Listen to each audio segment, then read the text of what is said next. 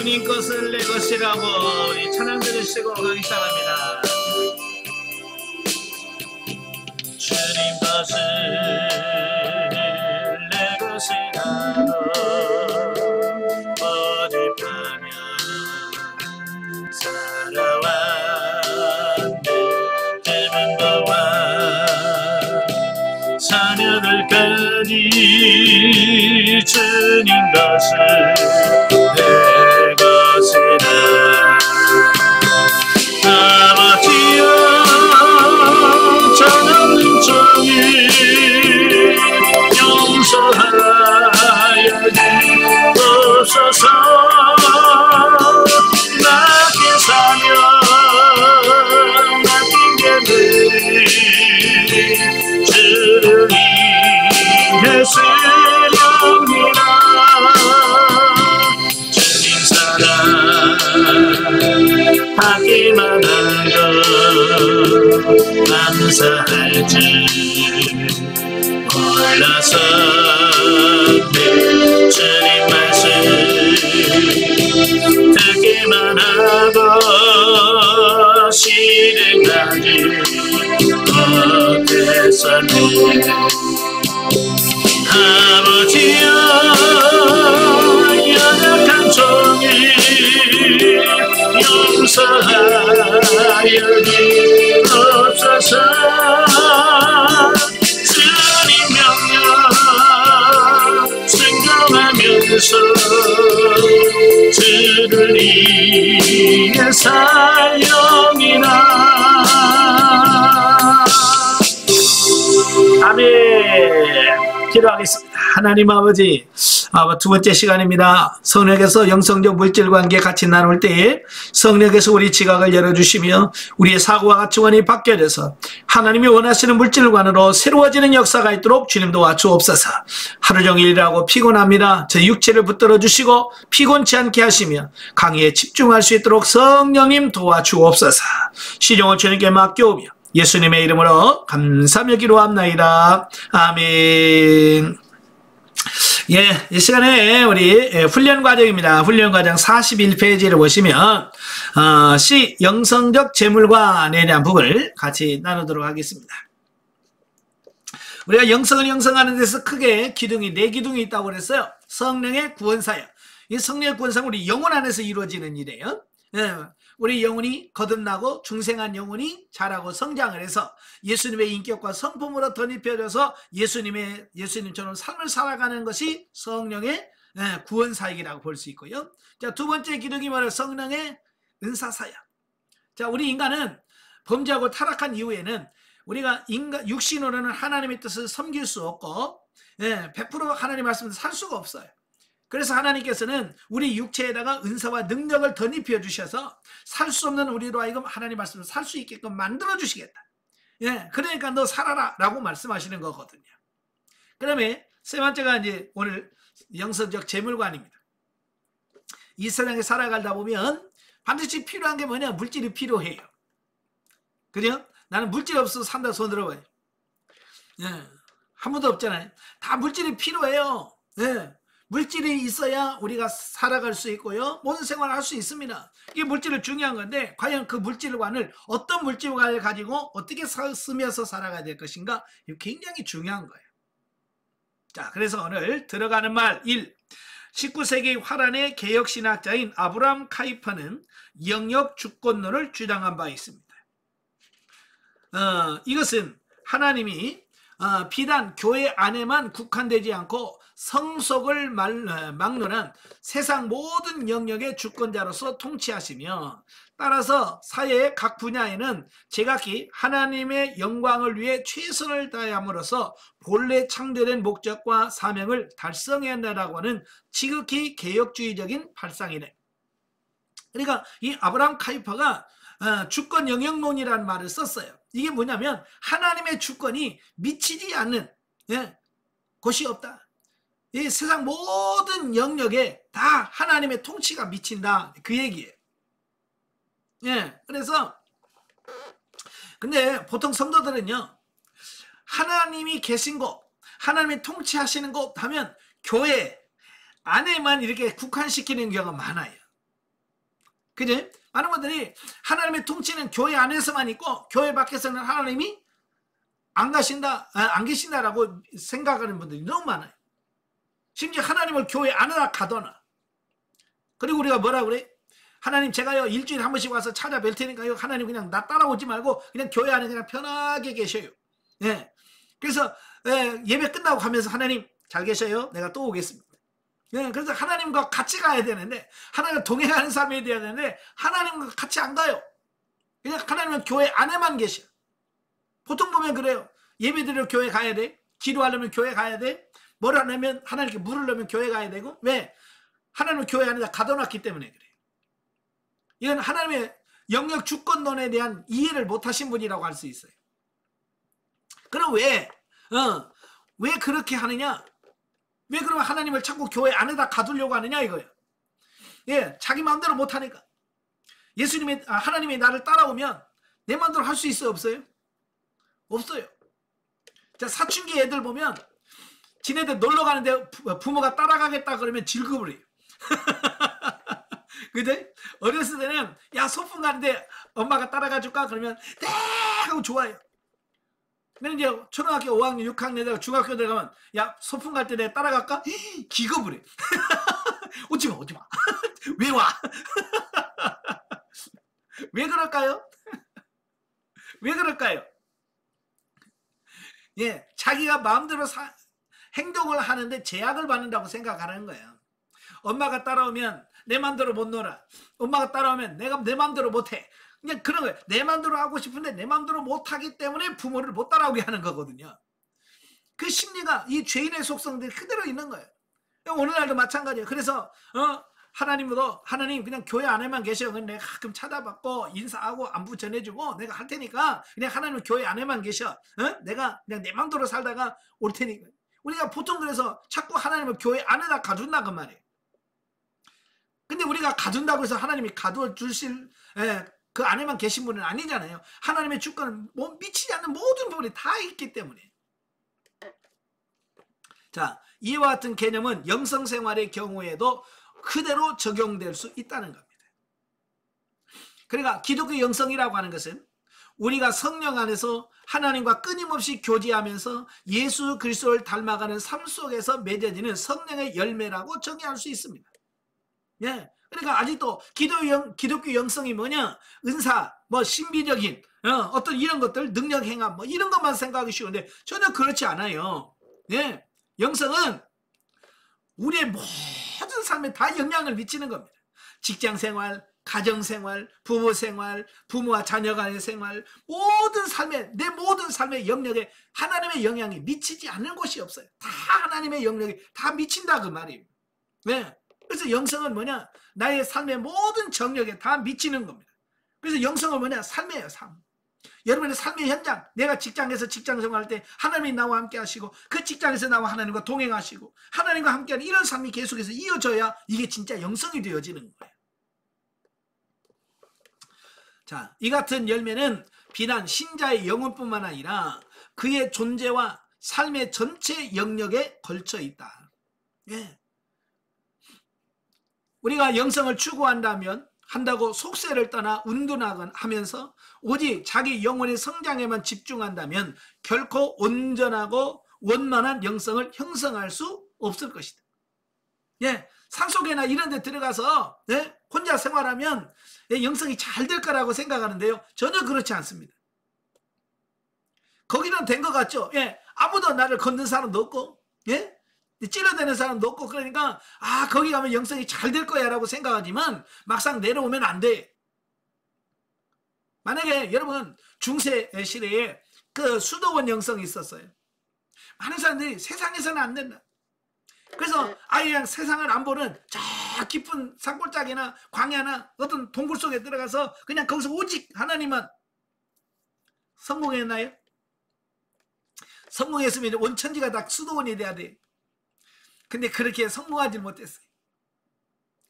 그래서 지금 우리가 하려고 하는 영성은 어떤 수도원에 들어가서 이렇게 하는 영성이 아니라 내가 사는 삶의 현장, 내 가정, 내 직장, 내 사업, 그 사업장에서 하나님과 동행하면서 그 삶의 현장에서 하나님의 지도와 인도받으면서 하나님의 통치 아래서 이루어지면서 이 영성이 형성되어지는 거, 이걸 우리가 추구하는 영성이다라고 말씀드릴 수 있습니다. 그래서 하나님은요, 세상 모든 영역의 주권자예요. 아시겠죠? 가정에서, 교회에서, 직장에서, 또 심지어 물질 관계에서까지도 다 하나님이 주권 속에 있다라고 하는 겁니다. 자, 하나님은 이 세상을 거부하고 도피해야 할 장망석이 아니라 신자 각인의 영적 성장을 위한 교육과 훈련의 장소로서 지으셨다라고 하는 겁니다. 그러니까 세상은 우리가 피하려고 하는 게 아니라 이 세상 모두가 뭐냐? 내 훈련 장소예요. 영성 훈련 장소가 어디냐? 여러분이 있는 그 장소가 지금 영성 훈련 장소예요. 아시겠죠? 여러분이 가정에 있으면 가정이 영성 훈련의 장소고, 교회 가면 교회가 영성 훈련 장소고, 사업장에 가면 그게 영성 훈련의 장소고, 모든 나의 삶의 전 영역이 훈련 장소다. 아시겠죠? 자, 이런 개념을 가지시길 바래요. 그러므로 우리는 이 세상을 거부하는 대신 세상 속에서 적극적으로 빛과 소금의 역할을 다하면서 훈련받아 원만한 영성으로 덧입어야 한다. 내 마음을 다하고 목숨을 다하고 뜻을 다하여 주 너희 하나님을 사랑하라 하신 예수님은 동시에 내 이웃을 내 몸같이 사랑하라고 말씀하셨다라고 하는. 그러니까 하나님만 사랑하라, 끝. 다른 거 하지 마. 하나님만 사랑해, 그게 아니에요. 예수 말했어. 너는 마음을 다하고 뜻을 다하고 성품을 하나님을 사랑해, 끝이 아니라 내 이웃을 내 몸과 같이 사랑해야 된다고까지 말씀하신 거예요. 그래야만 진정한 하나님의 진정한 사랑이라고 말씀해주고 있습니다. 이같이 새생활 영성운동은 수도원 영성과는 달리 본질상 세속내적인 영성을 지향하고 있다. 그러니까 세상에 살면서 이 세상 안에서 하는 영성이다라고 말씀드릴 수 있습니다. 자, 여기서 다루려고 하는 재물의 문제는 단순히 육신적인 차원에서만 머무는 게 아니라 동시에 영적인 문제인 것이다. 그러니까 아니 영성을 얘기하면 기도는 하고 그러지 뭘 물질 같은 걸 왜 이렇게 얘기해요. 우리는 자꾸 이 물질 얘기하면 돈 얘기한다고 생각을 해요. 그죠? 물질 안에는 돈도 들어가 있어요. 말하자면 물질의 대표가 돈이니까. 그러나요, 어떤 이 재물의 문제는 육신적인 차원의 문제만이 아니라는 거예요. 우리 영적인 삶에 다 그 모든 부분들이 다 포함되어 있다라고 하는 겁니다. 아시겠죠? 지금 이제 돌아가셨죠? 이제 소천하셨지만 예수원에 있는 대천덕 신부, 토레이 신부죠? 토레이 신부님은 뭐라고 말하냐면 우리가 경제 문제, 즉 실제적인 재물 문제를 해결하지 못하면 성령께서 역사하지 않으실 거다라고 말씀하고 있습니다. 하나님은 재물의 영역에 있어서도 주권자가 되시고 이 재물을 사용하여 세상에서 당신의 사역을 행하신다. 그러니까 이 대천덕 신부는 뭐라고 말하냐면 우리가 신앙생활하면서 이 돈 문제가 해결된다. 돈 문제가 해결되어야 영적인 문제도 해결된다라고 말씀하고 있는 겁니다. 그러니까 이 물질 문제가 제대로 형성이 안 되고 이 문제가 해결이 안 되니까 결국 내 신앙도 성장이 안 되고 영적으로 성장이 안 된다라고 하는 얘기예요. 아마 이 대천덕 신부는 돈 벌려고 예수원 만든 거 아니거든요. 저 강원도죠? 강원도에 산골짜기에 이 예수원이라는 공동체를 형성했어요. 그냥 돈 벌거나 뭘 위해서 만든 게 아니에요. 어떻게 하면 영적으로 살 수 있을까 고민하면서 공동체를 형성했어요. 그러면서 그 안에 뭐예요? 이 물질 문제가 해결이 안 되면, 물질 문제가 통과가 안 되면 이 영적으로 성장하지 않는다. 이걸 말씀해 주고 있는 거예요. 그래서 하나님은요, 신자들의 재물의 영역에서 온전히 생명적인 삶을 살도록 부단히 훈련하고 계신다라고 하는 겁니다. 왜냐하면 재물의 주인이 하나님이시기 때문에 그래요. 자, 43페이지 보시면 이 재물에 대한 영성적 이해. 자, 여러분에게 한번 제가 질문 한번 던져볼게요. 우리가 돈, 물질이 있는데요. 이게 좋은 겁니까? 나쁜 겁니까? 돈이 나쁜 거예요? 좋은 거예요? 자, 돈이 좋은 거라 손 들어봐요. 빨리 들어봐요. 돈이 좋은 거라 손 들어봐요. 3명, 4명. 자, 돈이 나쁜 거다. 한 분. 사실 이 돈은 좋은 것도 아니고 나쁜 것도 아니에요. 중성이에요. 돈은 뭐냐? 어떻게 사용하느냐가 중요한 거예요. 돈이 있느냐 없느냐가 중요한 게 아니라 그 돈을 어떻게 쓸 거냐가 그 돈의 결정적인 역할을 감당하는 거예요. 그래서 성경으로 이 물질에는 항상 양면성을 말씀하고 있어요. 물질은 양면성인데 사실은 이 물질에 대해서는 좋은 쪽보다는 나쁜 쪽으로 많이 좋지 않은 부정적인 부분으로 많이 말씀을 해요.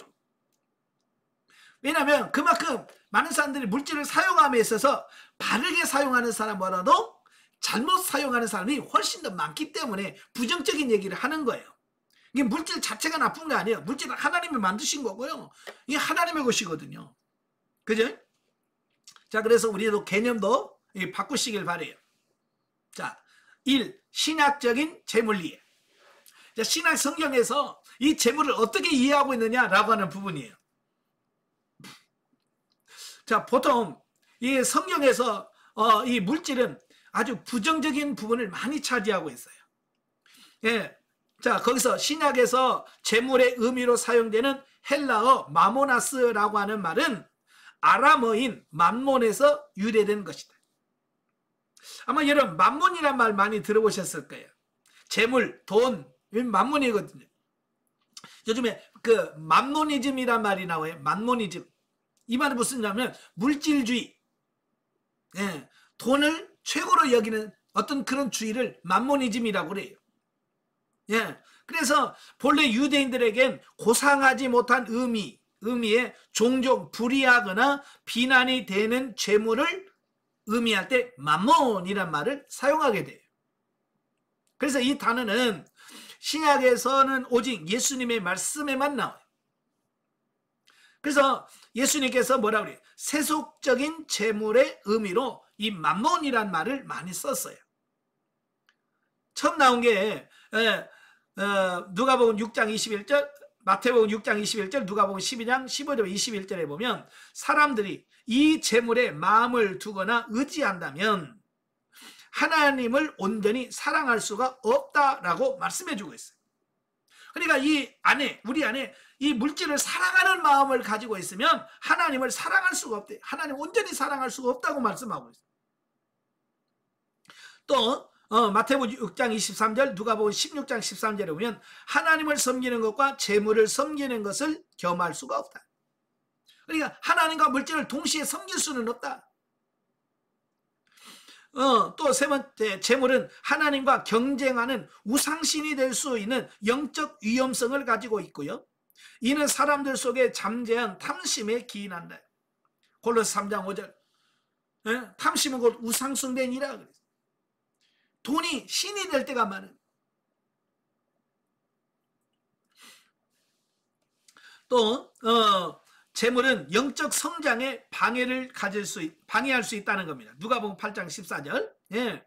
또 신자는 세상에서 물질 문제를 놓고 염려하지 말아야 된다. 마태복음 6장 31절 32절. 그는 재물을 이 세상에 쌓으려 하지 말고 하늘에 쌓아야 된다. 마태복음 6장 19절 20절. 즉 불의한 재물은 하나님의 나라를 위하여 사용해야 된다. 누가복음 16장 9절. 헌금과 구제에 사용해야 된다. 고린도후서 8장 2절, 요한일서 3장 17절. 바울에 의하면 돈을 사랑하는 것은 일만하게 뿌리다. 디모데전서 6장 10절. 신자는 돈을 사랑하지 말고 현재 가진 것으로 자족해야 된다. 빌립보서 4장 11절, 히브리서 13장 5절. 또 불의한 재물을 오직 자신을 위해 축적하면 심판이 임한다. 야고보서 5장 1절부터 5절.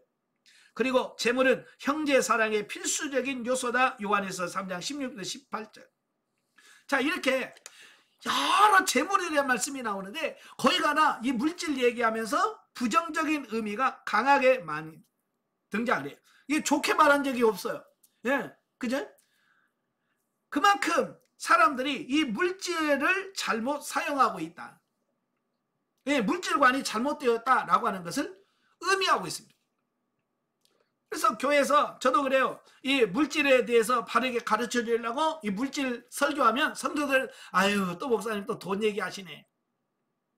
예? 너 돈이 모자라나 보지? 뭐 이렇게 생각한다고 하면 전혀 그런 게 아닌데도 불구하고 이 성도들이 재물관이 잘못되어 있다 보니까 이 돈 얘기만, 물질 얘기만 나오면 꼭 돈하고 연결시켜서, 예?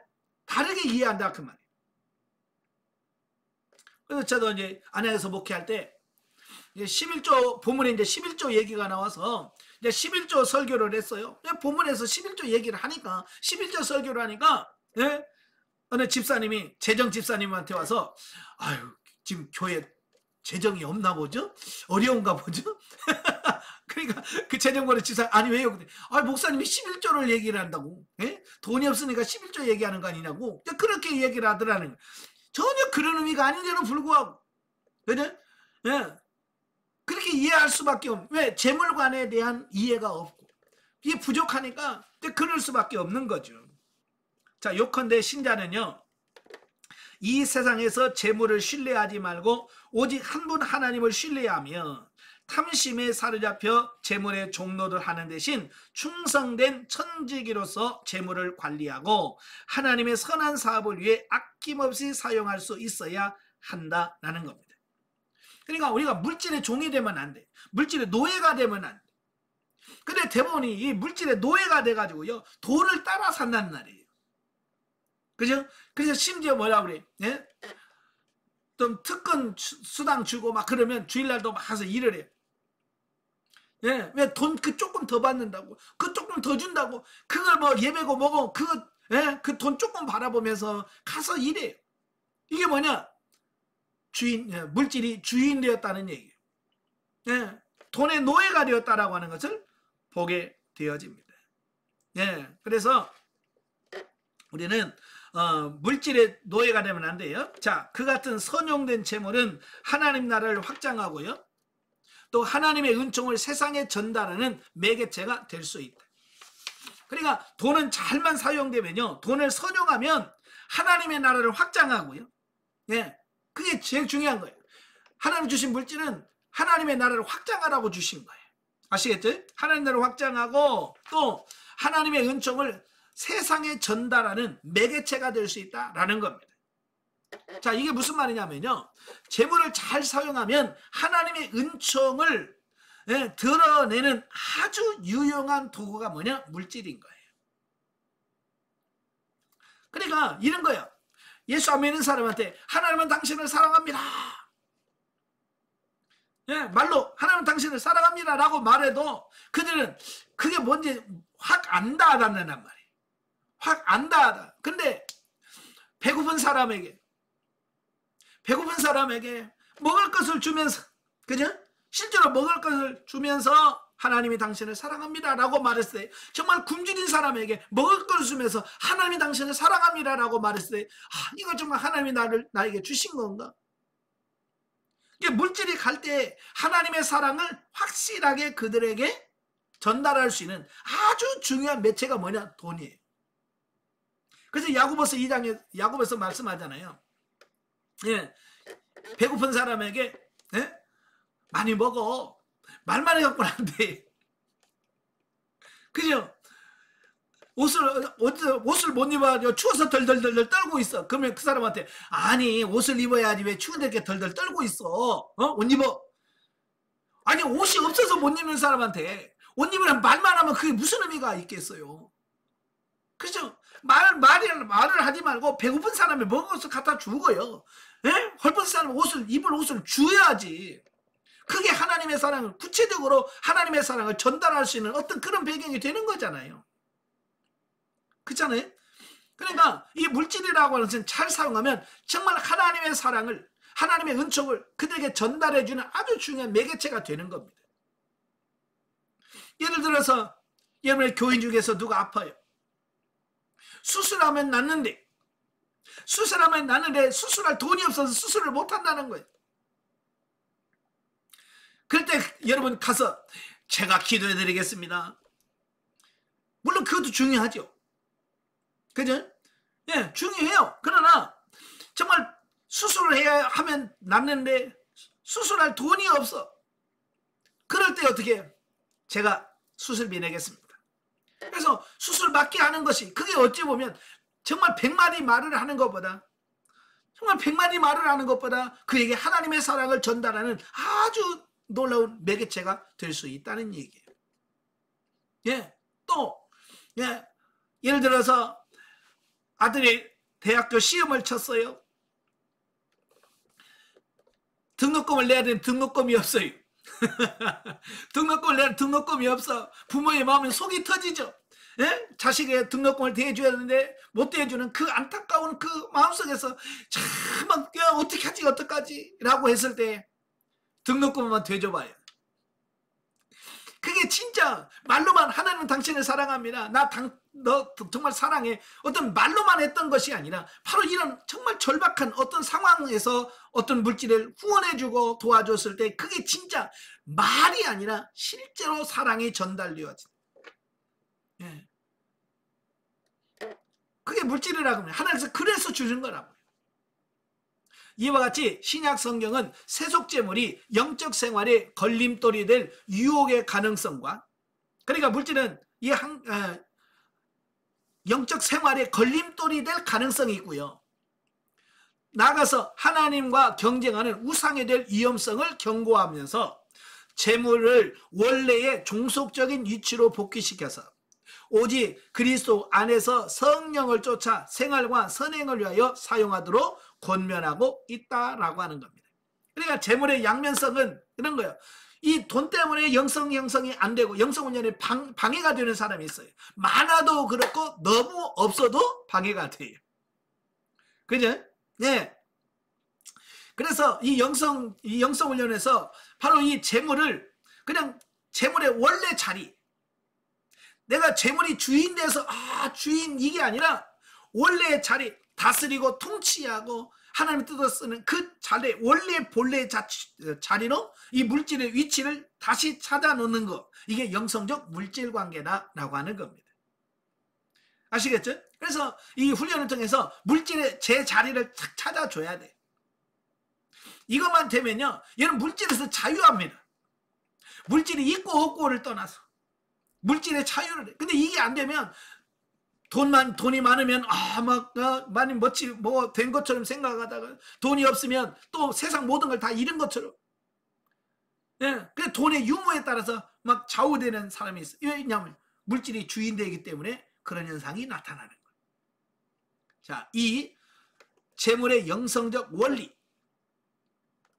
자, 재물의 영성적 원리를 우리가 잘 아셔야 되는데요. 자, 재물의 주인은 누구냐? 내가 아니고 하나님이다. 네, 재물의 주인은 내가 아니고 하나님이에요. 왜 성경에 보면 그래요. 네, 온 천하에 있는 것이 다 내 것이니라. 야, 욥기서 41장 11절에 말씀하고, 하나님이 직접 이 천지 만물이 다 내 거다 이렇게 말씀하셨어요. 또 땅과 거기 충만한 것이 여호와의 것이니라. 시편 24편 1절에 나옵니다. 또 여호와여, 천지에 있는 것이다 주의 것으로소이다. 모든 것이 주께로 말미암았사오니 우리가 주의 손에서 받은 것으로 주께 드렸을 뿐입니다. 역대상 29장 11절 14절 말씀입니다. 자, 이렇게 성경은 아예 세상의 모든 것이 하나님의 것이다, 재물은 하나님의 것이다 라고 말씀해주고 있어요. 이처럼 세상 만물은 다 하나님의 소유이며 우리들 자신도 하나님의 소유다. 심지어 내 자신도 하나님의 것이래. 예? 성경이 뭐래요? 내가 너를 값주고 샀으니까 너는 내 것이다. 이미 여러분은 다 누구예요? 하나님의 것이 돼버려서 하나님의 것이에요. 하나님은 세상에서 사람들에게 일정한 재물을 맡겨 당신의 선한 목적을 위하여 사용하도록 섭리하셨다. 자, 이게 하나님께서 우리에게 재물을 주신 이유예요. 너 내 일하고 하나님의 일을 해라. 그래서 내가 너에게 이런 그 목적으로 내가 이런 물질을 너에게 맡길게 라고 하는 부분이거든요. 만약에 예를 들어서 이런 거예요. 여러분이 자, 회사를 다니는데 회사에서 여러분이 외국으로 출장을 가요. 그럼 회사의 이름으로 회사의 일을 위하여 여러분 출장을 가는데 회사에서 여러분에게 뭐라고 그래요? 니 돈 내고 비행기표 사고 니 돈 내고 밥 먹고 니 돈 내고 호텔 가 이래요? 그런 회사 없어요. 회사에서 출장 보낼 때는요, 회사 일 때문에 가기 때문에 모든 경비를 다 회사에서 다 맡겨요. 예, 그리고 충분하게 물질을 줍니다. 그러면 그걸 가지고 거기에 걸맞게 비행기표 사고 거기서 숙식하고 뭐 이런 거 다 필요한 걸 그 경비 내에서 그걸 잘 쓰면 돼. 회사를 위해서. 그런데요, 가끔 보면 그렇잖아요. 거짓말해가지고 경비 더 쓰고, 그죠? 그 회사에서 경비 주는 거 그걸 엉뚱하게 써먹고. 그러니까 나중에 그것 때문에 문제가 생기잖아요. 그죠? 그 문제가 있는 거예요. 하나님께서 우리에게 물질을 주시고 내가 이만큼 물질을 줄 테니까 너 살면서 내 일 마음껏 하고 와. 하나님의 일 마음껏 하고 와 라고 해서 물질을 이렇게 주셨단 말이에요. 그럼 우리는 그 물질을 받아가지고 하나님께서 이만큼 주셨으니까 이걸 통해서 이렇게 하고 하나님 뜻대로 하나님 말씀대로 물질을 쓰다가 가면 하나님께서 너 잘했다. 내가 이만큼 줬어. 내가 이렇게 했구나. 하나님의 상이 있단 말이에요. 근데 우리는 지금 그렇게 생각하지 않고 전부 다 하나님이 내게 주시면 전부 다 자기 건 줄 알아요. 그죠? 내 건 줄 알아서 내 마음대로 막 쓰고 그렇게 산단 말이에요. 그러니까 문제가 심각해지는 거예요. 그래서 성경은 이건 네 거 아니야. 내 거야. 내가 내 일 하고 오라고 이렇게 물질을 너한테 맡겼어. 그래서 우리가 하나님께 물어서 하나님 주신 물질을 바르게 쓰는 거, 이게 중요한 겁니다. 따라서 사람은 재물의 주인이 아니라 청직이다. 우리는 내가 주인이 아니고 그냥 청직이에요. 청직이는 뭐냐? 맡아서 관리하는 사람. 내 돈이 아니라 그냥 관리하는 사람이에요. 쉽게 말하면 회사의 격리 직원이라고 생각하면 돼요. 요즘에 왜 이렇게 그 은행 사고들이 많이 나타나요? 그죠? 그냥 뭐 몇십억씩 빼먹는 거 그냥 일도 아닙니다. 원래 뭐 잠깐 뉴스 보니까 어떤 뭐 농협 직원이 40억인가? 60억인가 빼먹었어. 야, 진짜 뭐 1, 2천도 아니고. 이거 뭐 몇십억씩 빼먹는 거 이거 일도 아니야. 이거. 왜 그럴까요? 청지기 의식이 없는 사람들이. 은행 돈이 자기 돈인 줄 착각하는 사람들이. 그죠? 자기 건 줄 알고 그냥 어떻게 해서 빼가지고 거기서 주식에 투자하고 뭐 비트코인 투자하고 그래서 다 날려버리고. 네? 이게 청지기 의식이 없는 사람들. 청지기 의식이 없어. 오늘 우리도 마찬가지예요. 하나님이 우리에게 너 이거 관리하고 와. 그래서 하나님께서 관리 우리에게 돈을 맡겨주시면 그걸 하나님의 뜻대로 물질을 잘 활용해서 이게 하나님의 뜻대로 사용해야 되는데 그렇지 않고 그거 가지고 주식 사서 날려버리고 뭐해서 부동산에 가서 날려버리고 우리는 하나님의 일을 하고 오라고 물질을 줬는데 우리는 그거 가지고 엉뚱하지라면서 그걸 다 날려버리는 겁니다. 이제 하나님 앞에 가면 그런 부분에 대해서 우리가 하나님의 심판을 받게 될 거예요. 우리가 달란트 비유에서 말씀하잖아요. 그죠? 달란트 비유에서 그냥 주기만 하는 게 아니에요. 주인이 달란트 5달란트 2달란트 1달란트 주고 끝. 그게 아니잖아요. 주인이 돌아와서 야 회개하자 계산하자 그러잖아요. 여러분도 계산할 날이 있습니다. 계산할 날 반드시 있어요. 그때 우리가 가서 주님이 주신 것은 총 얼마고 그 주님께서 주신 것 중에 얼마는 이렇게 해서 이렇게 남겼고요. 이게 다 나온다니까요. 그때 여러분 하나님의 뜻으로 사용하자고 전부 다 육신적 그 자기 뜻으로 살아서 남는 게 없고 마이너스 그러면 어떻게 될까요? 슬피 오며 이를 갈미 있을 것이다. 그래서 여러분 하나님께 주신 물질을 잘 관리하는 우리가 되셔야 돼요. 그래서 우리는 청직이라 이를 자각하고 재물의 주권을 온전히 하나님께 돌려드려야 된다라고 하는 겁니다. 저도 이 청직이라고 하는 부분을 하나님께서 분명하게 경험시켜 주셨어요. 제가 이제 훈련 받은 지 얼마 안 됐을 때 어떤 분이 와서 저에게 하나님께서 저한테 그냥 목사님한테 심으래요. 그거 저한테 봉투를 하나 주고 가요. 그래서 열어보니까 20만 원이에요. 저한테는 20만 원이 엄청 큰 거예요. 그래서 고맙습니다 하고 받아가지고 하나님 이거 어떻게 할까요? 라고 하나님께 물었더니 뭐라고 말씀하냐면 어떤 목사님을 생각나게 하시고 거기다가 심으라는 거예요. 같이 훈련 받았던 목사님 한 분 계셨거든요. 그래서 같이 훈련 받으면서 늘 대화도 하고 얘기도 했는데 그 20만 원 봉투를 가지고 하나님 어떻게 할까요? 그러니까 그 목사님한테 심으라는 거예요. 그래서 네 알겠습니다. 근데 그 교회가 어딘지 몰라. 그냥 얼굴만 보고 만나서 훈련 받고 그랬으니까. 그래서 전화해가지고 목사님 어디로 가면 되냐고 물어서 알려준 대로 시내버스 타고 가서 그 교회 갔어요. 20만 원 넣어가지고 야, 제가 하나님 말씀대로 나는 심을 수 있어. 그러고 이제 간 거예요. 갔는데요. 가서 이제 놀란 게 뭐냐면 우리 교회보다 훨씬 좋아. 나보다 우리 교회보다 좀 더 어렵고 힘들고 이러면 아이고 당연히 하나님 심어야지 뭐 그러면서 심을 수 있는데 가서 보니까 우리 교회는 30평인데 거기 60평이야. 우리 교회 배야 배. 규모가 배고 교회 가서 이런저런 얘기하다가 그 목사님이 뭐라고 하니 아니 사택에 가서 차라도 한잔 하시죠. 그러면서 옆에 그 교회 건물 앞에 있는 빌라로 나를 인도해.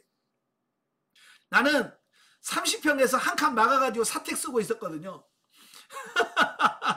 나는 사택도 없어. 그냥 교회 그냥 한 칸 막아서 쓰는 그런 상태예요. 그래서 사택으로 가자고 그래서 예 그러고 갔어요. 근데 사택에 들어가니까 사모님이 아유 목사님 오셨네요. 그러니 아유 관 좀 드릴게요. 하면서 냉장고를 여는데요. 이렇게 보니까 먹을 게 꽉 찼어. 우리 냉장고는 텅텅 비었는데 제가요 그때요 얼마나 여기서 생각이 많은지 몰라요. 아니 나보다도 가난하고 나보다 힘든데 가면 얼마든지 20만 원 그거 아니야. 내가 더 보태서라도 할 수 있는데 하나님께서 그거 가서 심으라고 그래가지고 가서 보니까 교회도 우리 교회보다 배나 크지요. 나는 교회 안에 사택이 있는데 거기는 사택이 따로 있지요. 우리 냉장고는 텅텅 비었는데 거기가 막 과일로 꽉 차 있어요. 먹는 게 꽉 찼어요. 그러니까 제가 머리가 복잡해지기 시작했어요. 그래서 내가 정말 하나님 말씀을 제대로 들었나? 내가 정말 제대로 들은 건가? 내가 혹시 잘못 들은 건 아닌가? 이제 그러면서 고민을 막 하는 겁니다. 거기서 거의 한 2시간 얘기를 했을 거예요. 뭐 교회 이야기하고 뭔 얘기하는데 정말 저는 무슨 얘기했는지 기억이 안 나. 오직 나는 이게 머릿속에 이게 뭐지? 이게 줘야 돼, 심어야 돼, 말아야 돼. 그리고 내가 또 혹시 그분은 우리 교회에 와봤기 때문에 우리 교회 사정을 너무나 잘 알잖아요. 나는 그 교회 처음 갔지만 그분은 우리 교회에 이미 왔었기 때문에 우리 교회 사정 다 알아. 그러니까 거기서 갈등이 생기는 거예요. 내가 이걸 주면 이분이 정말 뭐라고 생각할까? 예? 자기 주제를 알지. 자기 교회도 어려운데 뭐 나 같은 사람 돕는다고 뭐 비꼬는 듯한 그런 느낌이 제 안에 막 생기는 거예요. 설령 그런 분은 아닌데도 내 마음속에 막 그런 갈등이 생기는 거예요. 이거 주면 이분이 뭐라고 생각할까? 막 고민 막 갈등이 생겨. 2시간 동안 얘기하다가 결국은 마지막 나오면서 그냥 제가 여기 온 것은 하나님께서 이거 심으라고 해서 순종하는 마음으로 왔어요. 그리고 그냥 그 봉투를 상에다 놓고 그냥 인사하고 그냥 나왔어요. 나오는데 뒤통수가 얼마나 간지럽고 따가운지 좋게 보는 게 아니라 막 제가 오만 생각이 잘 드는 거예요. 그래서 나오면서 막 화가 나는 거예요. 하나님한테. 하나님 정말 그럴 수 있습니까? 어떻게 나보다 가난한 사람이 나를 심겠는데 왜 이런 데다 나를 이렇게 심어서 나를 이렇게 갈등하게 만듭니까? 사람을 이렇게 망신시켜도 이런 이런 개망신을 시켜요. 그러면서 막 하나님께 원망을 하면서 버스를 타고 오면서도 막 계속 그런 생각으로 막 머리 꽉 차 있는 거예요. 집에 왔는데 교회 왔는데도 이 분이 안 풀려. 이게 안 풀려. 그래서 강대상에 앉아가지고 하나님, 이게 하나님 잘못한 겁니다. 이거 하나님 실수한 거예요. 그러면서 하나님 막 그런 얘기를 하고 있는데 제 마음이 조금 가라앉았을 때 성령께서 저에게 오셔서 말씀하셨습니다. 거기다 심은 돈이 누구 거냐 그러시네. 하나님의 것이죠. 주님이 주셨어요. 그래, 내가 너에게 주었지. 심으라고 말씀하신 이가 누구냐? 주님이시죠. 그러면 너는 그냥 내가 갖다 주라 그러면 아무 말하지 않고 그냥 예 하고 순종해서 주면 되지. 네가 거기서 네가 뭐 그분이 부자니 돈이 많으니 그걸 왜 네가 따지냐. 너는 그냥 가서 전해주기만 하면 네 역할은 거기서 끝나는 거야. 네 역할은 그냥 내가 갖다 주라고 해서 갖다 주면 끝나지. 거기서 그 사람이 많니, 뭐 냉장고에 먹을 게 많니, 사택에 있니 없니, 네가 왜 따져? 성령께서 그 얘기를 하시는 거예요. 그러면서 이렇게 비사로 저에게 깨닫게 하시는 게 뭐냐면, 야, 택배기사가 할 일이 뭐냐? 택배기사는 그냥 주소 따라서 물건만 갖다 배달해 주면 그 역할이 끝나는 거지. 그 택배 물건 가지고 와서 이 집은 부자니까 이건 필요 없겠지. 이게 내가 다른 집 줘야지. 그래서 다른 집에 갖다 주면 뭐가 되냐? 이거 배달 사고 난다는 거야. 그렇잖아요. 예를 들어서 택배기사가 쌀을 갖고 갔어요. 갔는데 이거 부자야. 부잣집에서 쌀을 배달시켰어. 그러니까 이 택배기사가 이런 집에 무슨 쌀이 필요해. 그 옆에 또 가난한 집이 있네. 그러니까 기사가 에이 이 부자는 쌀 없어도 돼. 내가 이 가난한 집에 주고 가야지. 그래서 가난한 집에다가 그 택배를 쌀을 주고 가버렸어요. 이거 뭐요?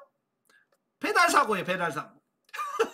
바로 이제 그거예요. 주님께서 말씀하신 게 그거예요. 야, 택배기사는 그 집이 잘 사냐 못 사느냐 그걸 따지지 않고 그냥 주소에 누구에게 집 가면 그냥 주소에 맞는지 그것만 확인하고 갖다 전해주면 되는 거지. 잘 사냐 못 사냐 이거 따질 필요가 없다는 거예요.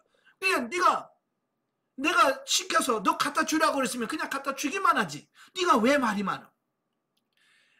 그 말씀 듣고 나니까요. 하나님 말씀이 틀려요. 맞아요?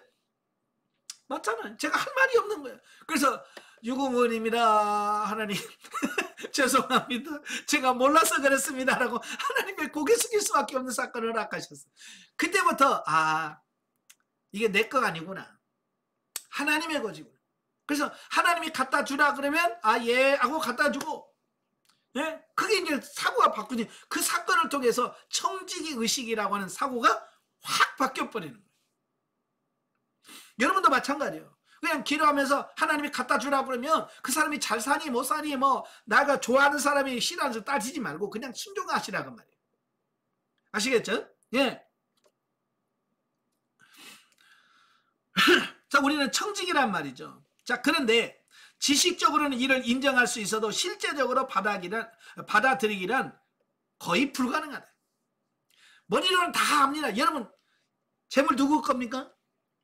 하나님의 것이요, 다 해. 근데 막상 하나님께서 그래? 네 돈 누구한테 다 줘. 그때는 갈등이 많을 거예요. 만약에 여러분 예를 들어서 이런 거예요. 지금 여러분한테 성령님이 나타나서 야, 네 통장에 얼마 있냐? 예, 전 재산이 한 1억 있는데요. 그래, 그 1억 교회다가 다 내봐. 헌금해봐라. 그러면 아멘 하고 낼 사람 손 들어봐요. 1억이라니까 커? 여러분 다 그러잖아요. 머리로는 다 하나님의 것입니다. 다 알아. 그죠? 근데 막상 하나님이 그래? 네 거 다 헌금해봐. 그걸 못해요. 이게 머리로 아는 거 실제가 안 된다 그 말이에요. 자, 그게 문제라 그 말이에요. 왜냐? 자기가 소유한 재산에 대한 권리를 스스로 포기하기란 쉽지 않다는 겁니다. 내 주님이 주셨는데도 불구하고 내 호주머니 있으면 내 거라고 생각을 해요. 그죠? 내 통장에 있으면 다 내 거라고 생각하고, 네? 다 내 명의로 있으면 다 내 거라고 생각하는 거예요. 여러분 집 누구 거요? 여러분 집 누구 거요? 하나님의 것인데, 근데 우리는 뭐냐, 이건 내 거라고 생각하는 거예요. 그래서 하나님이 야, 네 집이 필요하다 그러면 하나님 내 건데 왜요? 내 건데 왜? 그렇게 말한다는 거야. 이 가치관 바꾸는 게 그렇게 쉽지 않다는 얘기를 하려고 하는 거예요. 오직 하나님의 은혜로 영이 성장하여 자기를 부인하고 영 중심으로 살 수 있게 될 때야만 그게 가능해진다. 이게 완전히 바뀌어져야 돼. 그래서 영 중심으로 산다라는 것은 내 뜻을 내려놓고 오직 성령의 인도와 지도를 쫓아서 산다는 것을 의미하는 거예요. 신자가 이 단계까지 성장하는 것이야말로 재물의 청지기력을 수행하기 위한 필수 조건이래. 그래서 그 단계까지 가야 정말 청지기로서 그 사명을 감당할 수 있게 되는 이런 부분을 보게. 자, 그래서 필자는 재물의 청지기력 수행을 심는다라는 말로 표현합니다. 근데 앞으로 이제 물질 문제 할 때 심는다, 거둔다라는 표현을 많이 쓰게 되어지는데요. 이 말은 고린도후서 9장 10절에 심는 자에게 씨와 먹을 양식을 주시는 이가 너희에게 심을 것을 주사 풍성하게 하시고 너희 의의 열매를 더하게 하시리니 라고 하는 말에서 우리가 유추한 말이에요. 그래서 하나님이 우리에게 주신 물질에게는 두 가지 요소로 구성되어 있다는 거예요. 예, 하나님께서 우리에게 물질을 줄 때는 그 물질 안에는 두 가지 요소가 들어있다는 거예요. 하나가 뭐냐? 먹을 양식. 먹을 양식과 심을 씨앗으로 구분되어진다는 겁니다. 자, 그래서 먹을 양식과 심을 씨앗. 우리가 성령의 인도를 받을 수 없을 때는 소유물을 전부 내 마음대로 사용했다. 그죠? 네, 영성훈련 바꿔서도 내 맘대로 막 쓰잖아요, 물질을. 그죠? 영성훈련 안 받으면 더 마찬가지고요. 전부 다 내 건 줄 알고 내 맘대로 물질을 씁니다. 그러나 이제는 내가 쓸 것과 하나님과 이웃에게 심을 것을 명확히 구분하여 사용하게 되었다. 요컨대 청지기란 내 뜻을 버리고 오직 주인의 뜻을 따라 관리하고 심는 자라라고 하는 겁니다. 내 마음대로 물질을 쓰던 사람이 이제 조금 성장을 해서 내 마음대로 쓰는 것이 아니라 하나님 어떻게 심을까요? 하나님 어디다 심을까요? 라고 하나님의 결제를 받고 물질을 심게 되어진다라는 뜻이에요. 이게 성장한 사람들의 물질 관리다 그 말이에요. 그래서 제가 임무과정 할 때부터 여러분에게 말씀하셨죠. 헌금도 그냥 내 형편 따라서 10,000원 하면 되겠지, 20,000원 하면 되겠지, 그게 아니라 하나님 어떻게 할까요? 얼마를 할까요? 라고 하나님께 물어서 주님께서 말씀하신 대로 헌금도 하고, 그게 정말 중요한 겁니다. 제가요 그렇게 헌금도 좀 묻고 하라고 하는데 안 물어요. 그래서 왜 안 물을까? 왜 묻지 않고 행하지? 그랬더니 제가 깨닫는 게 뭐예요? 하나님께 물으면 그냥 네 거 다 내놔 그러라고 할까봐 못하는 거예요. 그죠? 예를 들어서 하나님 주일헌금 얼마 할까요? 라고 물으면 주님께서 한 주에 100,000원씩 해라 그럴까봐 아니에요. 여러분, 하나님이 그렇게 머리 나쁘신 분 아니에요. 하나님은요 여러분의 믿음 수준을 알아. 여러분이 순종할 수 있는 수준을 알고요, 또 여러분이 가지고 있는 것도 알고 주실 것도 다 아셔. 그러니까 하나님께서 정말로 정확하게 여러분에게 말씀하시고 여러분 이끌어 가실 거예요. 그러니까 그 하나님에 대한 절대 신뢰가 없으면 하나님께 묻는 게 안 나와요. 그러니까 돈이 없어서 안 묻는 게 아니고 믿음이 없어서 못 묻는 거예요. 제가 해보니까 그러더라고요. 예, 항상 물어보면 제가 생각했던 것보다는 항상 많아. 근데 그게 감당할 수 없는 부분이 아니라 항상 보면 내가 감당할 수 있는 부분이에요. 예, 그 부분을 말씀하시는 거예요. 그 하나님을 좀 신뢰해 보세요. 여러분, 하나님께 물으면 하나님 꼭 말씀하셔요. 그 하나님을 신뢰 좀 해봐요. 좀 물어봐요. 하나님 주일헌금 얼마 할까요? 그렇게 묻고 주님의 말씀대로 순종을 하고, 감사헌금은 얼마나 할까요? 또 교회 안에서 또 어떤 행사할 때, 헌금할 때도, 예? 얼마를 할까요? 또 절기 오잖아요. 7월 첫 주면, 또 맥주 감사절이잖아요. 맥주 감사절 할 때 그냥 하지 말고 하나님 맥주 감사절입니다. 얼마를 드리기를 원하십니까? 라고 하나님께 묻고 좀 하나님 말씀을 따라서 좀 헌금을 하면 얼마나 좋겠어요. 근데 아무 생각도 없이 왔다가 아유 준비도 안 했네. 그래서 10,000원짜리 2장 넣어가지고 맥주 감사금 넣고 그걸로 끝났다고 딱 끝나면 이게 말이 안 되는 거예요. 이건 아직도 뭐예요? 아직도 이 가치관이 안 바뀐 사람들이에요. 그냥 맥주절이 되면 그래도 몇 주 전부터 하나님 맥주 감사절이 왔습니다. 어떻게 할까요? 얼마를 드리기를 원하십니까? 라고 하나님께 물어서 하나님 말씀을 순종할 때 그게 가능해지는 거예요.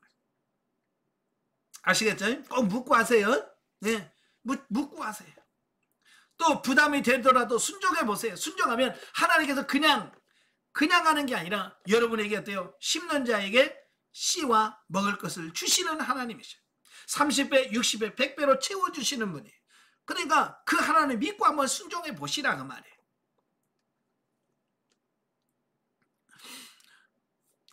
자, 또한 필자는요, 재물을 세속 재물과 신령한 재물로 구분합니다.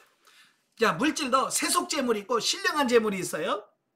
자, 육신 중심으로 신자가 스스로 주인 되어서 사용한 재물은 서로 목적이 선하고 용도가 선하다 해도 아직 세속 재물이다.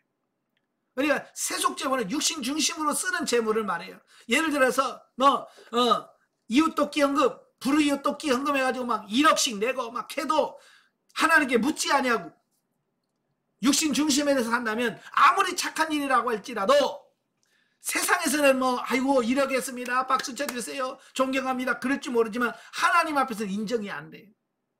왜? 육신 중심으로 했기 때문에 이건 자기 의예요. 아시겠죠? 그러니까 육신을 때문에 하지 말고 영 중심으로 사용했을 때는 겉보기엔 미미해도 신령한 재물로서 하늘에 상급이 쌓이고 땅에는 여러 배로 거둘 수 있다. 이 말이 무슨 말이에요? 영 중심이라고 말은 하나님 어떻게 할까요? 그래서 1,000원, 2,000원을 심어도 영 중심으로 했다면 그 하늘의 상급이 쌓여지고 하나님의 복을 받고 은혜를 받는 수단이 되어지는 거예요. 그러니까 많고 적음이 중요한 게 아니라 영 중심이냐 육신 중심이냐 하나님께 묻고 썼느냐 묻지 않거나 요게 결정적인 요인이 되어지는 거예요. 아시겠죠? 자, 여기서 양자의 차이는 드리는 중심이 어디 있느냐에 있다.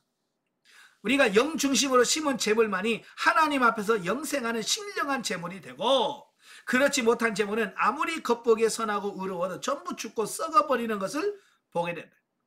네. 그래서 물질을 심을 때 항상 하나님께 묻고 영 중심으로 물질을 쓰는 이게 중요한 겁니다. 물질을 묻고 쓰는 게 정말 중요해요.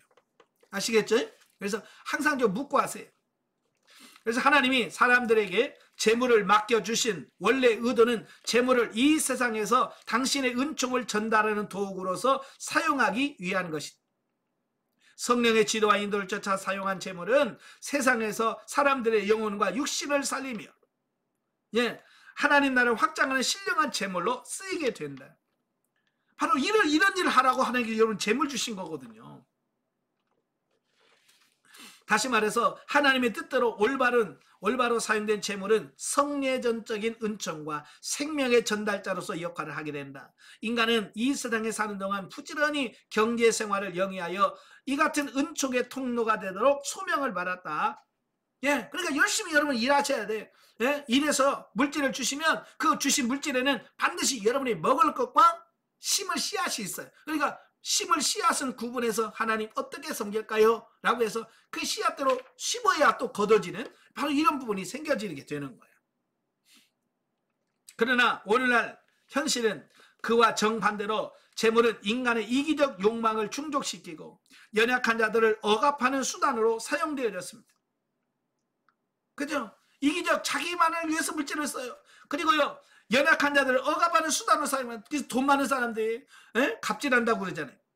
돈 없는 사람 갑질하고 요즘 조물주 위에 건물주라고 그 말 있잖아.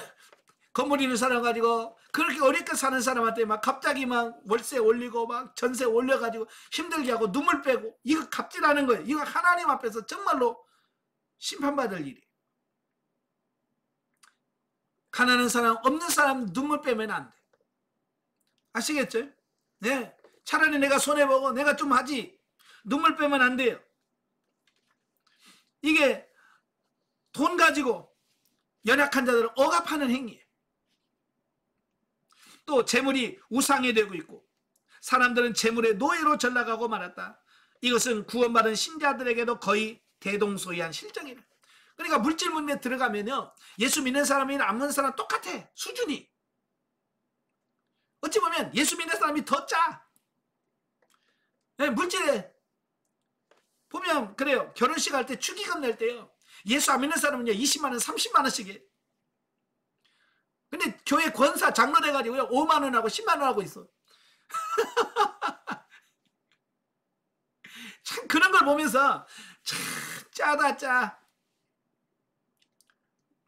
성령의 지도인들을 받아서 하는지는 모르겠습니다만은, 예? 그런 부분에서 우리가 너무 인색하면 안 돼요. 이건 뭐냐, 재물의 돈의 노예가 돼서 그런 거거든요. 물론 상황이 어려워서 힘들어서 그럴 수 있으면 이해가 되겠지만, 네, 보통 보면 다 싸놓고 살잖아요. 그죠? 그런데도 그래. 이에 대해서 하나님은 재물의 원래적인 지위를 다시 회복시키기를 원하셨다. 즉 재물이 죄멸되게 하길 원하셨다. 이를 위하여 하나님은 신자들로 하여금 물질적 고난을 겪도록 허락하신다. 그래서 이 물질을 자꾸 쌓아두려고 하고 물질의 주인 삼으려고 물질의 노예가 되려고 하면 하나님께서 그걸 고난이라고 하는 것을 통해서 그걸 싹 커버려뜨려 버리는 거예요. 그러니까 돈 좀 쌓아서 돈님이여 라고 할 때 하나님은 돈을 싹 싸그리 없어져 버려. 네. 왜? 그게 너의 하나님이 아니야. 돈이 너의 신이 아니야 라고 하는 것을 하나님께서 가르쳐 주려고 우리가 그렇게 쌓아두고 모아둔 거 한순간에 싹 날려버리는 겁니다. 아시겠죠? 물론 이 고난의 정도의 차이는 물질의 영성을 덧입으려는 사람들이라면 누구나 한 번은 거쳐야 하는 섭리적인 통과 의례이며 본질상 신령한 축복이다. 그러니까 영성을 바르면서 망하는 거, 돈, 물질로 손해보는 건요, 진짜 여러분을 훈련시키려고 하시는 하나님의 손길인 거예요. 저도 워낙 가난하게 살았기 때문에 돈 욕심이 많아요. 저는 진짜 처음에는요, 저는 워낙 없이 살았다 보니까 그냥 나는 물질에 대해서는 내가 자신이 있어. 내가 가난하게 살아봐서 난 물질은 자유해 라고 생각했는데요. 그 자유는 없으니까 누리는 자유지. 없을 때는 편해요. 차라리 없으면 그냥 다 포기했어요. 아유 없으니까. 그런데 좀만 생기면 이거 꽉 줘요. 이게 참 신기하더라고요. 나는 물질을 통과한 줄 알았더니 그게 아니고 없어서 자유한 거지 있으면 더 불안해요. 그러면 주면 안 놔. 왜? 이게 언제 생길지 모르니까. 그런 속성을 가지고 있더라고요. 그러니까 하나님께서 줬다 뺏었다 줬다 뺏었다를 수없이 하는 겁니다. 예. 그래서 하나님께서 그냥 돈 좀 생기게 하시면, 뭐 제가 돈 생겼다는 말은 어디 가서 뭐 노가다하고 돈 벌었다는 말이 아니고 그냥 오다가다 성도님들이 막 가다가 들렸어요 하면서 봉투 하나씩 주고 가고, 예? 자, 그러면 생기는 거죠. 그러면서 야 오랜만에 돈 좀 생겼네 하고 있으면 너 거기서 심어라 그래. 아 뭘라고 줄라 차라리 그러면 차라리 주지를 말든지. 근데 하나님 먼저 주시고 꼭 심으라고 그래. 그러니까 줬다 뺏었다를 하나님은 수없이 하는 겁니다. 그러면서 하나님께서 이걸 깨닫게 하시는 거예요. 이건 네 거 아니야. 내가 너에게 준 거야. 이건 네 거 아니야. 내 거야. 그러니까 너는 여기 청지기 내가 갖다 심어. 계속 그 훈련을 시키시고요. 내 통장에다 쌓아두는 꼴을 못 보시고. 하여간 내 통장에 돈 있는 꼴을 못 보시 하나님이. 돈 좀 있어. 야, 돈 좀 모았네. 그러면 하나님께서 싸그리 나가게 만드셔. 어디다 심어라. 누구한테 심어라. 그래서 싹 나가서 다시 빈털터리로 만들어라. 그럼 또 아이고. 그러면 또 여기저기서 또 돈이 들어와요. 그래서 또 통장에다 넣어놓고 막 그러면 돈이 좀 생기면 야, 돈 좀 있네. 그러면 또 하나님께서 싸그리 또 싹 쓰게 하시고. 그러면서 정말로 물질에 대한 어떤 이런 게 없게 만드셔요. 지금도 마찬가지예요. 예. 돈이 있어도 옛날에는 막 거기다가 돈이 막 생겼네 이런데 지금은 돈이 있어도 뭐 있나 보다. 뭐 주님 또 쓰라면 써야지 뭐. 이렇게 이 가치관이 바뀌니까 물질에 대해서 자유하게 되어지더라고요. 이 하나님께서 그 자유함을 맛보게 하시려고 하나님께서 그렇게 물질을 줬다 뺐었다 이렇게 하시는 겁니다. 하나님이 치사해서가 아니에요. 우리를 훈련하시려고 하시는 거예요. 아시겠죠? 예. 자, 3. 재물의 영성적 발달 관계. 이 재물이 어떤 단계를 통해서 성장해 가는가라고 하는 부분입니다. 제 1단계는 의무와 책임 단계입니다. 자, 의무와 책임 단계에서는 뭐냐면 신자가 하나님께 드리는 헌금이나 물질이란 구제를 기독교인으로서의 의무와 책임감을 가지고 하는 단계이다. 이 단계는 아직 수중의 재물을 하나님의 소유가 아닌 자신의 소유로 생각하여 그 사용 방법도 철저히 자기 육신적 판단에 의하여 결정하기 때문에 근본적으로 하나님이 인정하는 신령한 재물이 되지 못한다라고 하는 겁니다. 그러니까 1단계가 의무와 책임 단계인데, 이 단계는 뭐냐? 물질의 주인이 자기예요. 내가 물질의 주인이에요. 그러니까 물질을 쓸 때 결정을 누가 하느냐? 내가 하는 거예요. 지금도 마찬가지예요. 여러분, 예? 정말 여러분이 돈을 쓸 때 정말 하나님께 묻고 결제를 하나님이 하시냐? 그러면 하나님이 주인 된 거고, 물질을 쓸 때 내가 내 마음대로 내가 결정해서 쓴다? 그러면 내가 주인이란 뜻이에요. 자, 여러분이 한번 손 들어봐요. 자, 하나님께 물어보고 돈을 쓴다. 손 들어봐요. 한 분, 두 분. 예. 그 나머지는 뭐야? 아직도 안 묻고 쓰는 거지? 이건 아직도 뭐야? 내가 주인이란 얘기야. 이건 상담 안 받아도 딱 나와. 답이 나와. 그러니까 하나님께 먼저 묻고 주님께서 말씀하신 대로 물질을 써갔을 때 이게 아직도 내가 이제 주인이 아니고 하나님의 주인이구나. 이제 그런 의미가 생각이 바뀌어지는 겁니다. 예. 그래서 이 단계에서는요, 이 물질의 가치관을 내 거에서 하나님의 것으로 바꾸려고 하나님께서 하시려고 하다 보니까 계속 무슨 훈련을 시키냐? 심는 훈련을 시키는 거예요. 심는 훈련. 예, 그래서 저도 이 심는 훈련, 내 가치관을 바꾸시니라고 하나님께서 그냥 물질 주고 심게 하고 또 심게 하고. 근데 제가 물질이 많이 없으니까 그렇게 많이 심게 하지 않으셨어요. 처음에는 제가 98년도 2월부터 제가 영성훈련 시작했거든요. 그러니까 97년 11월 달인가요? 12월 달에 IMF 터졌잖아요. IMF 터지면서 정말 많은 사람들이, 노숙자들이요, 정말 많이 생겼어요. 그 전에도 도와달라고 하시는 분들이 많이 왔는데, IMF 터지고 나서는요, 이 교회 도와달라고 하는 사람들이요, 수없이 와. 돌아서면 또 오고, 돌아서면 또 오고, 죽어나면 또 오고, 예? 야, 제가 영성훈련 하기 전에는요, 원래 제가 교회 개척하면서 누구든지 기도하고 싶으면 교회 와서 기도해라 라고 하는 그런 마인드를 가지고 시작했기 때문에 항상 교회 문을 열어놨어요. 누구든지 교회에 오라. 근데요, 기도하러 교회 오는 사람 아무도 없어. 누구만 오냐? 맨날 도와달라는 거지들만 와. 맨날 와서 좀 도와줘요 그러는 거예요. 제가 영성훈련 받기 전에는요, 나도 힘든데 맨날 오라 보니까 이 짜증이 나는 거예요. 예? 그래서 기도하는 사람들은 안 오고 등록하러 온 사람은 하나도 없고 맨날 거지들만 오냐? 그래서 교회 문을 닫아버렸어요, 제가. 교회 문 잠궈놨어요. 참 저도 못됐죠. 이게 왜? 이 가치관이 안 바뀌니까 그래. 안 바뀌니까. 목사도 이 경험을 안 하고 체험을 안 하면 안 바뀌어요. 그러다가 영성훈련 받으면서 하나님께서 깨닫게 하시는 게 뭐냐면, 심어야 된다. 그러니까 그분들이 그냥 도와주세요, 돈 좀 주세요 라고 오는데, 그들이 뭐냐? 저한테 느낌을 주는 게 뭐냐면, 그들은 밭이다 라고 하시는 거예요. 밭이다, 그들은. 그래서 그거다 심어야 된다는 거예요. 밭은 뭐요? 내가 심어야죠. 밭이 있는데 안 심으면 거기서 열매가 나요, 안 나요? 자, 그래서 뭐냐면 하도 제가 안 심으니까 하나님께서 밭을 보내. 사실은 농부가 밭을 가야 되는데, 예? 농부가 밭을 안 가니까 밭이 와. 심으라고.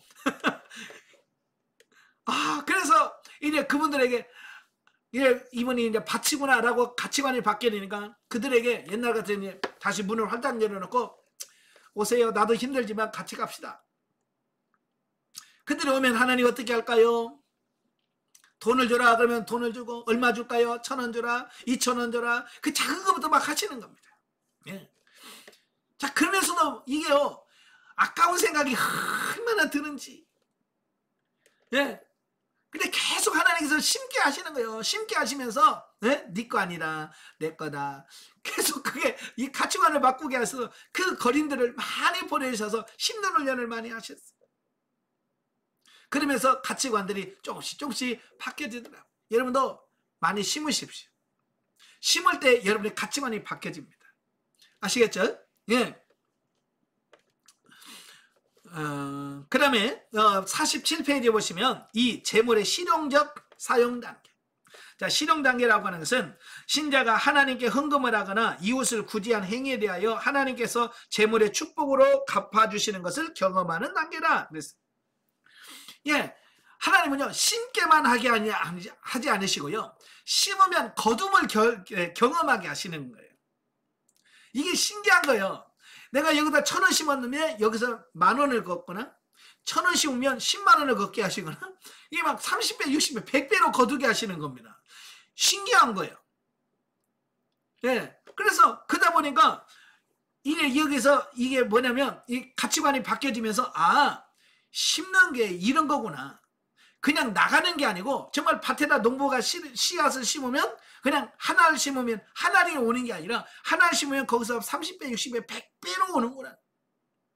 이걸 경험하게 되는 거예요. 그래서 이거 헌금 이렇게 잘 심으면 이게 이제 돈 버는 거네. 내가 부자 되는 길이구나 라고 하는 개념으로 바뀌어요. 그게 실용 단계. 자, 그러면서 이걸 내가 재물의 복을 받는 수단으로 물질을 심고 거두는 어떤 그런 단계를 실용 단계라고 말씀합니다. 그러니까 심고 거두는 것을 경험하게 되면 육신은 흥분하게 돼요. 나중에 이제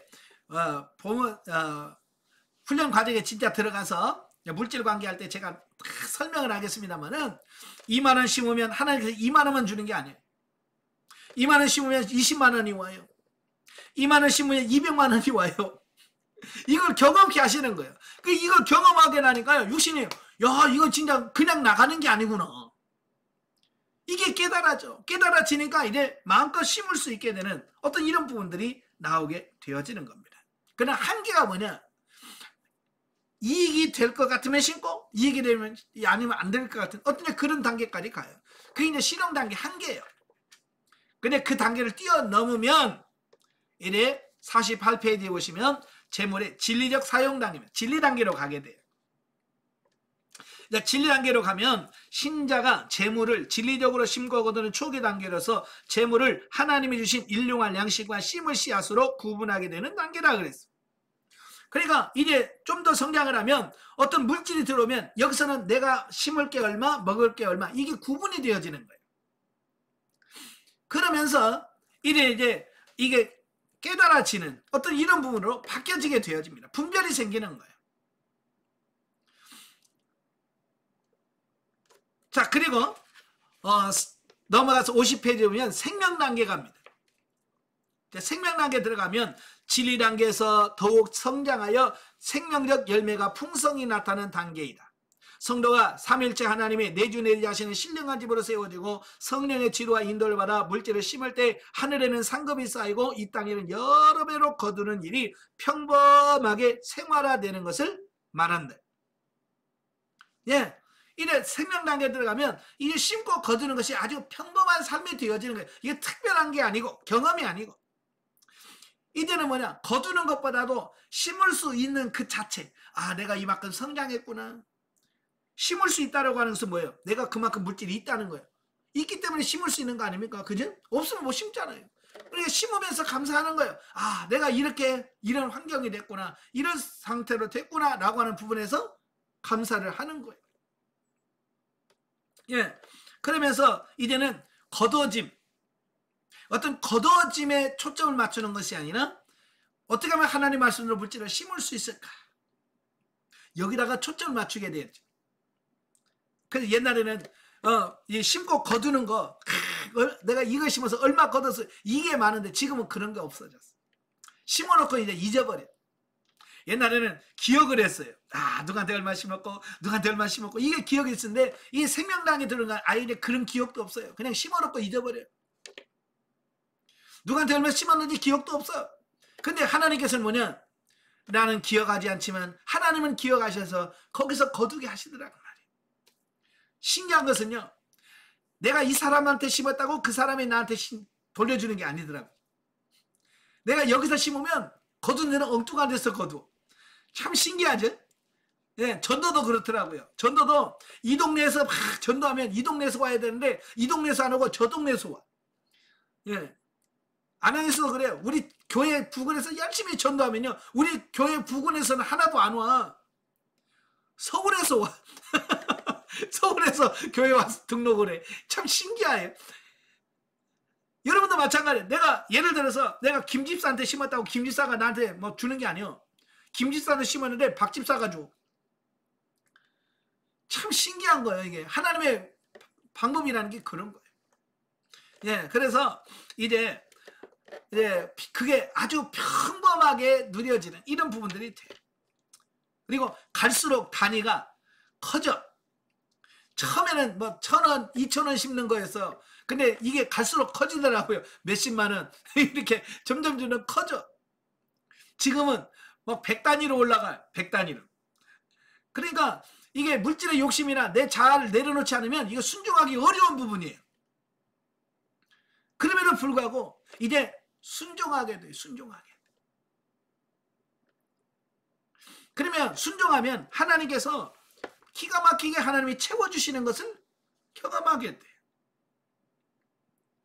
작년에 제가 군산에 있는 목사님이 어렵게 목회를 하시는 분이 계셔요. 근데 전화가 왔어요. 목사님, 코로나가 걸렸는데요. 코로나 걸렸는데 먹지도 못하고 얼마나 이게 심한지 병원에 입원을 했대요. 코로나가 심해가지고. 그래서 하나님 어떻게 할까요? 그러니까 그 목사님한테 50만 원을 심어라 그러시는 거예요. 네. 50만 원을 심어라 그래서 예, 알겠습니다. 그래서 그 목사님한테 50만 원을 심었어요. 그런데 신기한 게 뭐냐면 지금도 누군지 몰라. 통장에 11조 해가지고 50만 원씩 한 달에 한 번씩 와요. 그러니까 이름이 있어야 누가 심는지를 아는데 이름이 없어. 그냥 11조 해가지고 50만 원씩 지금 계속 매달 25일이면 50만 원씩 입금이 돼요. 참 신기한 거예요. 저는 그 목사님, 군산에 있는 목사님한테 하나님께서 50만 원 한 번 심었거든요. 한 번 심었는데 하나님께서는 몰라 언제까지 주실는지 모르지만 나는 한 번 심었는데 계속 와 50만 원씩 입금이 돼.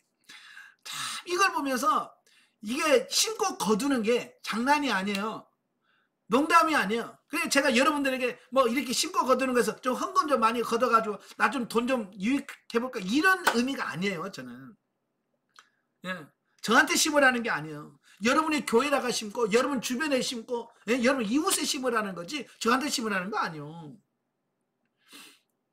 그러니까 이렇게 하나님의 뜻, 하나님 주여 어떻게 할까요? 어떻게 심을까요? 라고 묻고 기도하면서 순종하면 거기에 대해서 하나님께서 채워주시는 이런 경험들을 하시게 돼요.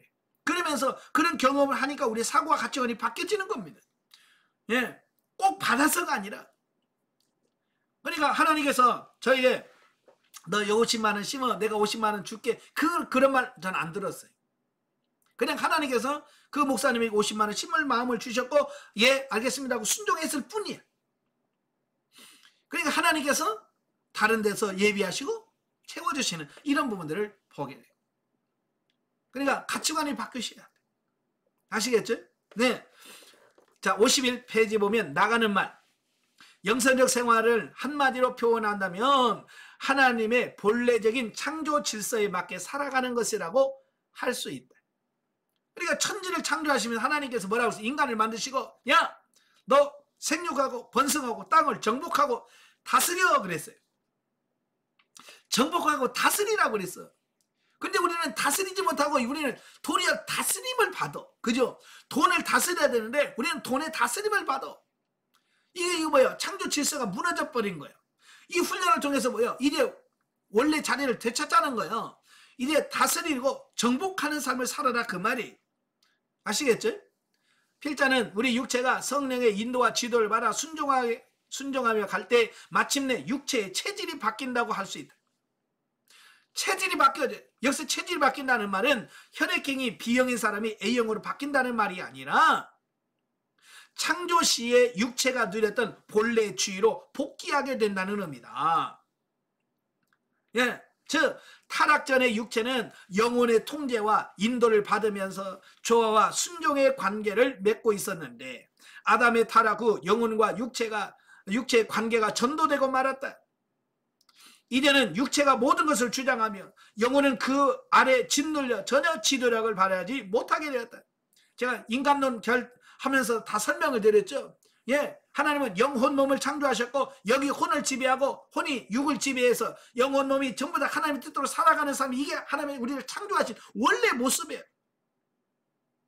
근데 타락하고 나니까 영이 죽으니까 영이 혼을 지배하지 못해요.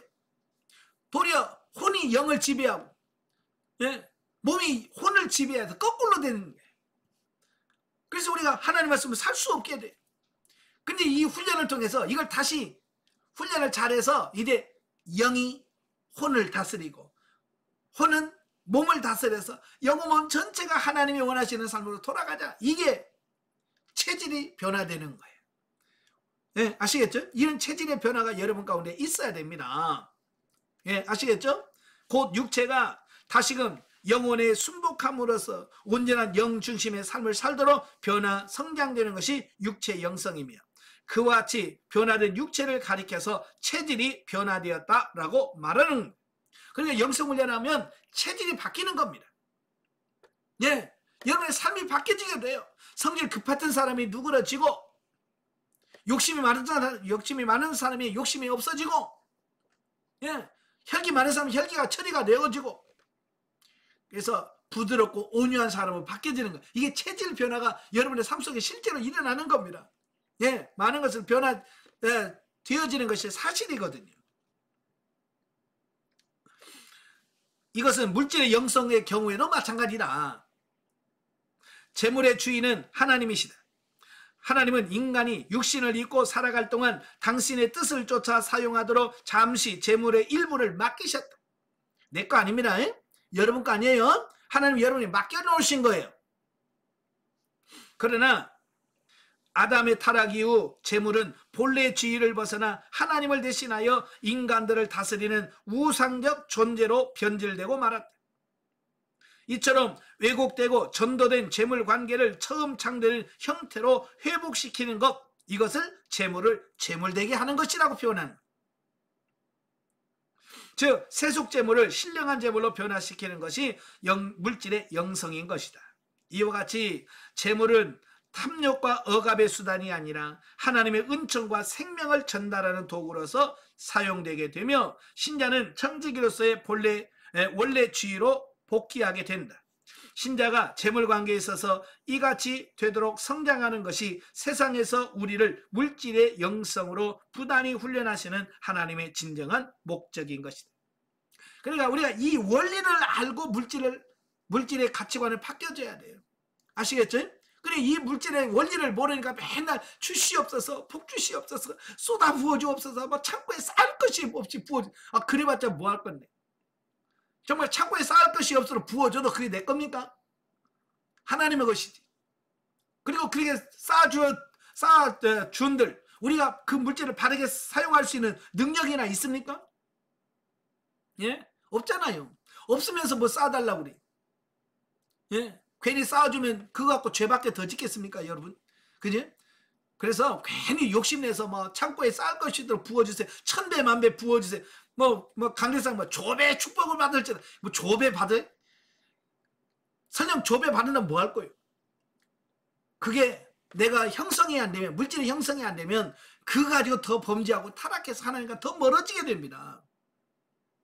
아시겠죠? 그러니까 우리가 그런 걸 놓고 기도하지 말고 내 체질이 바뀌어서 육신적인 체질이 영적인 체질로 바뀌어서 하나님 말씀대로 순종하며 사는 사람으로 바꿔지도록 여러분이 기도하시면서 승리하시길 바래요. 아시겠죠? 예, 물질의 개념이 바뀌어지시길 바래요. 새로워지길 원해요. 예, 온전해지길 바랍니다. 예, 기도하겠습니다. 하나님 아버지, 우리가 이 땅에 살면서 생활하면서 필요한 것이 물질입니다. 이제는 주객이 전도되어서 물질이 주인의 노릇을 합니다. 저는 이 영성훈련을 통해서 아버지 하나님의 재물이 재물되어지는 역사가 있게 하옵소서. 이제 재물을 정복하고 다스려서 하나님 주신 물질을 청지기로서 잘 감당하며 하나님의 뜻을 이루며 하나님의 사랑을 전달하는 도구로서 물질을 활용할 수 있는 우리 모두가 되어지게 하여 주옵소서. 이 훈련 받을 때에 하나님 넉넉히 이길 수 있는 힘을 주옵소서. 감당할 수 있는 능력을 주옵소서. 행여라도 물질로 인하여 시험 들지 않도록 저들을 붙들어 주시옵소서. 예수님의 이름으로 감사하며 기도합나이다. 아멘. 하나님 감사드립니다.